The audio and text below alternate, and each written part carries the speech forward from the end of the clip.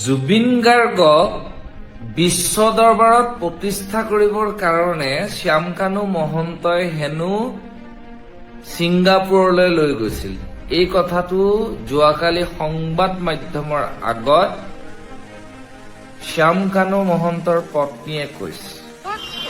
Negligence ক'ত হ'ল? তেওঁক আমি মাতাটো, তেওঁক আমি বিশ্ব দৰবাৰত প্ৰতিষ্ঠা কৰিব যোৱাটো জানো নেগলিজেন্স হ'ব পাৰে? অনিতা ডেকা মহন্ত, লাজ পাব লাগে। জুবিন গাৰ্গক আপোনালোকে বিশ্ব দৰবাৰত প্ৰতিষ্ঠা কৰিব নালাগে। আপোনালোকে এইটো কওক যে জুবিন গাৰ্গক ব্যৱহাৰ কৰি আমি বিশ্ব দৰবাৰত টকা ঘটিবলৈ গৈছিলো। জুবিন গাৰ্গৰ নাম লৈ আমি আমাৰ যিটো ফেষ্টিভেল সেইটো অসমত প্ৰতিষ্ঠা কৰাৰ চেষ্টা কৰিছো বুলি কওক। মানুহ এনেই খং ক্ষোভত জ্বলি আছে, এনেকুৱা ধৰণৰ কথা কৈ আকৌ অসমখন উত্তেজিত নকৰিব। কিয় এইবিলাক কথা কয় আপোনালোকে? জল পটকে এই গোটেই কাৰবাৰবিলাক অসমৰ ৰাইজে বুজি পাইছে কোন কেনেকে জড়িত হৈ আছে, আৰু ইয়াৰ হৈ মাতি আছে সকলোৱে আৰু মাতি যাব।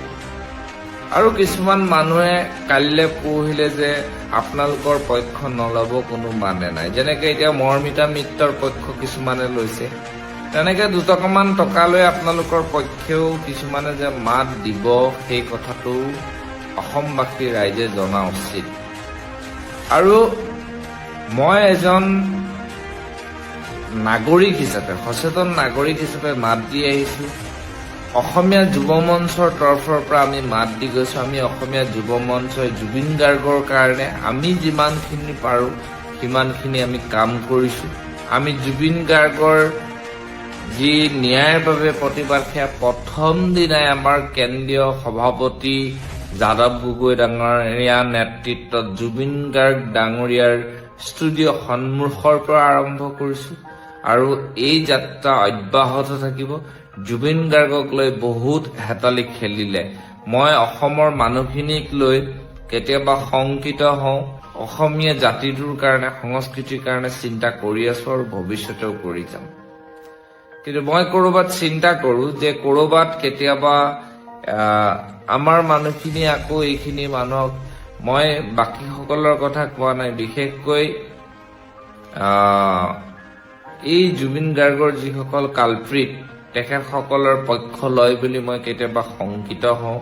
আৰু দেখিয়ে আছে আপোনালোকে যে কোনোবা এজন দুজনকে মানুহে পক্ষ লয়, আজি কোনোবা এগৰাকীয়ে লিখিয়ে থাকে। গতিকে এনেকুৱা ধৰণৰ কথা কোৱাৰ পৰা বিৰত থাকিলে ভাল, কাৰণ অসমৰ পৰিৱেশ পৰিস্থিতি এতিয়া বৰ ঠিক নহয়। জুবিন গাৰ্গৰ ন্যায় লাগিব, আমি তাৰ বাবে সদায় মাত মাতি যাম।